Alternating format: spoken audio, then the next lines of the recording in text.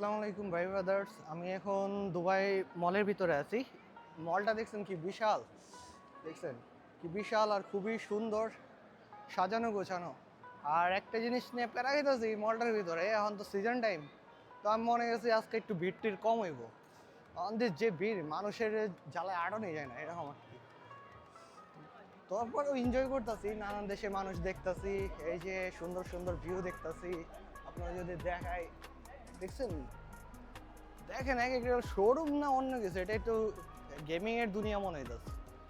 মানে দুবাই মলে হচ্ছে মানে কি নাই, এখানে সবই আছে।